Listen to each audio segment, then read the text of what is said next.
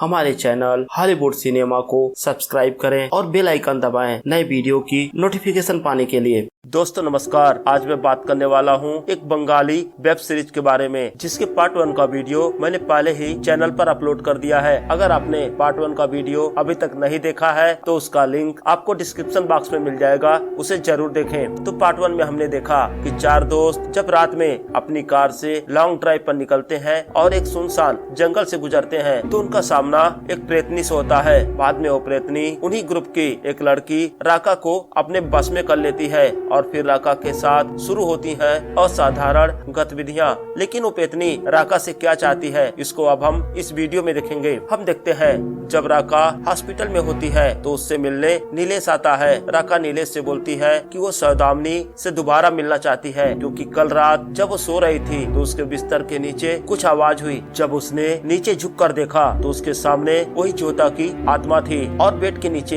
एक सीटी पड़ी हुई थी। मुझे लगता है ज्योता मुझसे कुछ कहना चाहती है लेकिन मैं समझ नहीं पा रही। तो नीलेश उसको लेकर सौदामिनी के पास जाता है। अब राका सौदामिनी को बताती है कि उसके पास एक सीटी है और ये सीटी उसको ज्योता की आत्मा ने दिया है। उसे लगता है उससे कुछ कहना चाहती है लेकिन उससे संपर्क नहीं कर पा रही। अब हम देखते हैं सौदामिनी औजा बोर्ड पर उस सीटी को रखकर ज्योता की आत्मा को बुलाती है, उससे संपर्क करना चाहती है। और थोड़ी देर बाद राका को कुछ विजुअल्स आने लगते हैं। वो देखती है उन्हीं जंगलों में एक पुराना सा घर और उस घर के ऊपर ज्योता बैठी होती है और उसके बाद राका नॉर्मल हो जाती है। अब राका दोबारा हॉस्पिटल में होती है और रात में अपने बेड पर सो रही होती है। वो जैसे ही करवट लेती है उसके सामने वही ज्योता की आत्मा लेटी होती है लेकिन इस बार डरती नहीं। अब अगले दिन सुबह राका नीलेश के साथ उसी गड्ढे के पास जाती है जहाँ उसे बेहोशी की हालत में पाया गया था। वो देखती है उस घर को जो रात में उसने विजुअल में देखा था वो गड्ढे के ठीक सामने होता है। और साथ ही राका नीलेश को ये भी बताती है जो घर उसने सपने में देखा था जहाँ ज्योता का मर्डर हुआ था ये वही घर है। मुझे लगता है उस सीटी के द्वारा ज्योता हमें कुछ बताना चाहती है। तो राका उस घर का फोटो खींचती है और फिर सोशल साइट पर उस फोटो के साथ अपनी स्टोरी लिखकर और साथ ही उस सिटी का फोटो डालकर ज्योता के नाम से एक पोस्ट शेयर करती है ताकि अगर कोई ज्योता के बारे में कुछ जानता हो तो उन्हें कांटेक्ट करे। अब सीन शिफ्ट होता है और हम उस बूढ़े अंकल को देखते हैं जो अपने आप को ज्योता का दादा बताता है। वो इंस्पेक्टर गोपाल से मिलने पुलिस स्टेशन आता है और उन्हें बताता है कि सोशल साइट पर ज्योता के नाम पर कोई पोस्ट लिखा गया है। तो इंस्पेक्टर गोपाल चेक करते हैं, वो बताते हैं हाँ उस पोस्ट में एक सिटी का फोटो भी है जिसका वो नंबर बताते हैं। तो बूढ़े अंकल बताते हैं वो सिटी उनके पोती ज्योत्सा का ही है क्योंकि जब वो गायब हुई तो उस टाइम वो एनसीसी की ट्रेनिंग ले रही थी। तो गोपाल पूछते हैं कि क्या आपके पास ज्योता का कोई फोटो है? तो बूढ़े अंकल एक फोटोग्राफ निकालते हैं। जैसे ही गोपाल उस फोटो को देखते हैं वो डर जाते हैं क्योंकि उनके घर में जो लड़की की आत्मा उन्हें रात में दिखी थी वो यही ज्योता ही थी। अब गोपाल समझ जाते हैं कि इसका मतलब अब ज्योता मर चुकी है। और साथ ही ज्योता के दादा बताते हैं कि मुझे अच्छे से आज भी याद है वो 22 सितंबर 2008 का टाइम था जब आखिरी बार उन्होंने ज्योता को देखा था। और दोस्तों वो 22 सितंबर की ही रात थी जब ज्योता की आत्मा नीलेश और उसके दोस्तों के सामने आई। अब गोपाल राका और नीलेश को पुलिस स्टेशन बुलाते हैं और राका से ज्योता के बारे में पूछते हैं। तो राका बताती है उसने सपने में देखा था कि ज्योता का कत्ल उसी मधुबन नाम की हवेली में हुआ था और हमें ये पता लगाना होगा कि आखिर ज्योता का कत्ल किसने किया था। तो गोपाल बोलते हैं मैंने भी ज्योता की आत्मा को अपने घर पर देखा। अब सीन शिफ्ट होता है और हम देखते हैं जब राका अपने घर पर होती है तभी उसके सामने ज्योता की आत्मा आ जाती है। इस पर ज्योता अपने पेट पर इशारा कर रही थी और साथ ही बोलती है कि मैं इस तरह घूम नहीं सकती और मेरे पेट में है। तो राका समझ जाती है कि जब ज्योता का मर्डर हुआ तो उस टाइम ज्योता प्रेग्नेंट थी। अब नीलेश राका से मिलने आता है तो राका उसे सारी बात बताती है और तभी राका को इंस्पेक्टर गोपाल का कॉल आता है। वो बोलते हैं कि एसडीपीओ साहब तुमसे बात करना चाहते हैं। तो एसडीपीओ राकेश राका से पूछते हैं कि आप ज्योता के बारे में कैसे जानती हैं? तो राका बोलती है मैं आपसे मिलकर सब बताना चाहती हूँ। तो राकेश राका और नीलेश को अपने ऑफिस बुलाते हैं। अब राका और नीलेश राकेश से मिलने उसके ऑफिस जाते हैं। तो राकेश बोलता है जब मैं एनसीसी में था तो मेरी एक जूनियर थी, उसका नाम भी जोयता ही था। लेकिन जिस जोयता की आप बात कर रहे हैं, हो सकता है ये वही जोयता हो, लेकिन आपको किसने बताया कि जोयता का मर्डर हो चुका है? तो राका बोलती है, सर मैंने सपने में देखा था। और एक तरह से आप कह सकते हैं कि जोयता की आत्मा ने मुझे बताया। आत्मा की बात सुनकर राकेश थोड़ा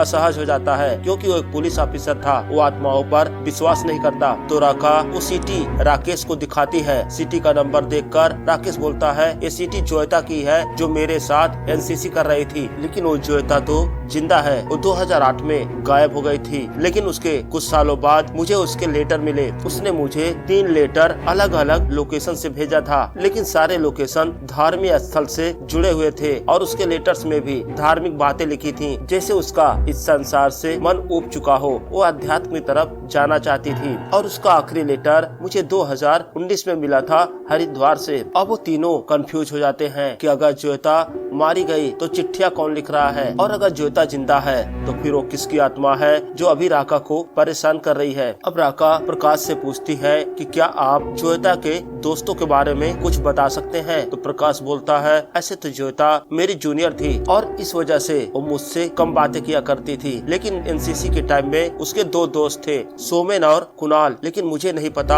आजकल वो कहाँ रहते हैं। खैर राका और नीलेश अब वहाँ से चले जाते हैं। अब सीन शिफ्ट होता है और हम जुम्मा नाम की एक औरत को देखते हैं। जब वो राका का पोस्ट देखती है तो जुम्मा राका को मैसेज करती है कि वो जोयता को जानती थी, जोयता उसकी फ्रेंड थी। और वही दूसरी तरफ राका और नीलेश आपस में बात करते हैं। तो राका बोलती है, इसका मतलब जोयता का मर्डर 2019 के बाद हुआ होगा, क्योंकि 2019 में उसने अपना लास्ट लेटर भेजा था। लेकिन फिर थोड़ी देर बाद राका सोचने लगती है और बोलती है, मुझे ऐसा नहीं लगता, क्योंकि जब सपने में मैंने मधुबन हवेली को देखा तो उसकी कंडीशन काफी अच्छी थी और 5 सालों के अंदर ही कोई भी हवेली इतना खंडहर नहीं बन सकती। इसका मतलब जोयता का मर्डर 2008 में ही हुआ था और मुझे लगता है ये लेटर्स उसके नाम पर शायद कोई और भेज रहा होगा। लेकिन अब भी उनके सामने सबसे बड़ा सवाल ये था कि आखिर कौन वो लेटर भेज सकता है। अब राका और नीलेश दोबारा प्रकाश से मिलने जाते हैं। तो राका प्रकाश को बताती है कि आपको पता है कि जब जोयता 2008 में गायब हुई उसके पहले वो प्रेग्नेंट थी। तो प्रकाश बोलता है, हाँ मैं जानता हूँ, लेकिन मैंने उससे जानने की बहुत कोशिश की कि ये बच्चा किसका है, लेकिन उसने मुझे नहीं बताया। लेकिन मेरा पूरा शक सोमेन पर था, क्योंकि सोमेन जोयता के आसपास ही घूमा करता था। तभी राका प्रकाश को बोलती है कि उसे जुमा नाम की एक औरत का मैसेज आया है और उसने बोला है वो जोयता के बारे में कुछ जानती है, लेकिन मेरी अभी तक उससे बात नहीं हुई। मैं उससे मिलकर जोयता के बारे में और जानकारी इकट्ठा करने की कोशिश करती हूँ। अब सीन शिफ्ट होता है और हम देखते हैं अगले दिन राका को सोमेन का कॉल आता है। तो राका नीलेश के साथ सोमेन से मिलने जाती है। तो सोमेन बताता है जोयता उसकी गर्लफ्रेंड नहीं थी, वो उसकी अच्छी दोस्त थी और जिस रात वो गायब हुई उस रात मैं उसके साथ ही था। मैं अपने कार से उसे हॉस्पिटल ले जा रहा था उसका अबॉर्शन करवाने के लिए, क्योंकि वो एक बच्चे की माँ बनने वाली थी और उसकी अभी शादी नहीं हुई थी। लेकिन जब मैंने उससे पूछा कि उसके बॉयफ्रेंड का नाम क्या है तो जोयता ने बताने से इनकार कर दिया। उसने बोला कि उसने अपने बॉयफ्रेंड से ये प्रॉमिस किया है वो कभी भी किसी कंडीशन में उसका नाम किसी को नहीं बताएगी। और साथ ही जोयता ने ये भी बोला था अब वो शादी से इनकार कर रहा है तो उसके पास अबॉर्शन के अलावा और कोई रास्ता नहीं है। लेकिन जब हम रास्ते में थे तभी जोयता को एक कॉल आया और एक कॉल उसके बॉयफ्रेंड का था। उसने बोला कि उससे शादी करने के लिए अब वो तैयार है। तो जोयता सपनकोला जंगल के पास ही उतर गई। मैंने उससे बोला कि सही जगह नहीं है, लेकिन जोयता ने मुझसे बोला कि वो मुझसे यहीं पर मिलने वाला है। ये थी हमारी आखिरी बातचीत। इसके बाद मुझे नहीं पता कि जोयता कहाँ चली गई। तो राका सोमेन से कुणाल के बारे में पूछती है तो सोमेन बोलता है कुणाल बहुत ही वाहियात टाइप का लड़का है और मुझे तो उसी पर शक था, लेकिन मैं साफ साफ कुछ बोल नहीं सकता। एक बार एनसीसी कैंप में उसने जोयता के साथ रात में जबरदस्ती करने की कोशिश की थी, लेकिन जब जोयता ने शोर मचाया और सब लोग इकट्ठा हुए तो सर ने उसे थप्पड़ मारकर वहां से भगा दिया। अब उन लोगों को कुणाल पर शक था,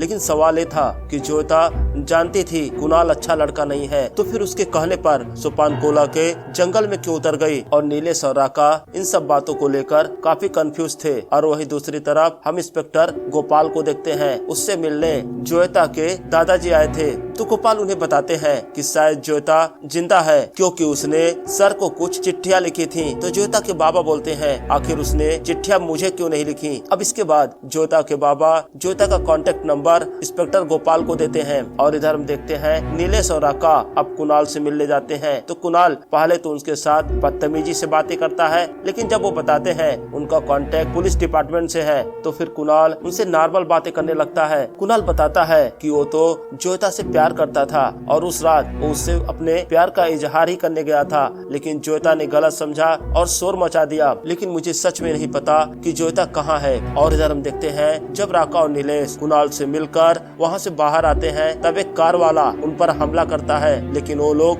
बच जाते हैं। अब ये तो कंफर्म था कि किलर उनके आसपास ही था और वो लोग अब उसके निशाने पर थे। अब सीन शिफ्ट होता है और हम जुमा नाम की उस औरत को देखते हैं। जुमा एक आदमी को कॉल करती है और उससे बोलती है मुझे पता है तुम्हें ज्योत्सा के बॉयफ्रेंड हो, क्योंकि ज्योत्सा अपनी सारी बातें मेरे साथ शेयर किया करती थी, मुझे सारी बातें पता है। और साथ ही जुमा ये भी बताती है कि आज मैं शाम को उस लड़की राका से मिलने वाली हूँ, तो अगर तुम चाहते हो मेरा मुंह बंद रहे तो मुझे 15 लाख रुपए कैश आज दोपहर में चाहिए। और इसके बाद हम देखते हैं जुमा दोपहर में उस किलर से मिलने जाती है, लेकिन वहाँ उसे पैसे मिलने के बजाय उसे मिलती है मौत। वो किलर जिसका चेहरा हमें नहीं दिखाया जाता वो जुमा का गला काट देता है और जुमा वही मारी जाती है। तो दोस्तों जुमा को पहले से ही पता था कि उसकी फ्रेंड का किलर कौन है, लेकिन आज तक जुमा ने अपना मुंह बंद रखा और अपने फ्रेंड को इंसाफ दिलाने की बजाय उसका सौदा पैसों से कर रही थी और उसका अंजाम उसकी मौत के साथ खत्म हुआ। और वही दूसरी तरफ हम इंस्पेक्टर गोपाल को देखते हैं जो ज्योत्सा का कॉल रिकॉर्ड चेक करते हैं और उसके नंबर पर जो आखिरी कॉल आया था उसे ट्रेस करने की कोशिश करते हैं। अब सीन शिफ्ट होता है और हम देखते हैं रात में राका जब अपने घर पर होती है तभी उसे अनजान नंबर से कॉल आता है और कॉल पर दूसरी तरफ से एक आदमी बोल रहा होता है। वो राका से बताता है कि उसे पता है कि ज्योत्सा अभी कहाँ है, अगर वो जानना चाहती है तो अभी के अभी मधुबन हवेली आ जाए। और वही दूसरी तरफ हम ज्योत्सा की आत्मा को देखते हैं, वो भी मधुबन हवेली के गेट पर ही खड़ी होती है। अब राका भी मधुबन हवेली पहुंचती है और उसी कॉरिडोर में खड़ी होती है जहां उसने ज्योता को मरते हुए देखा था। अब किलर उसके सामने होता है और खुलते हैं मूवी के राज। एक किलर और कोई नहीं पुलिस ऑफिसर प्रकाश होता है। अब राका उससे पूछती है कि आखिर तुमने ज्योता को क्यों मारा। अब सीन फ्लैशबैक में चला जाता है। हम देखते हैं जब उस रात ज्योता उससे मिलने जाती है तो प्रकाश ज्योत्सा से भोली भाली बातें करता है और फिर चुपके से पीछे से उस पर एक बड़े से चॉपर से वार करता है और ज्योत्सा मारी जाती है। अब सीन शिफ्ट होकर प्रेजेंट टाइम में आ जाता है। हम देखते हैं जैसे ही प्रकाश राका पर हमला करता है ज्योत्सा की आत्मा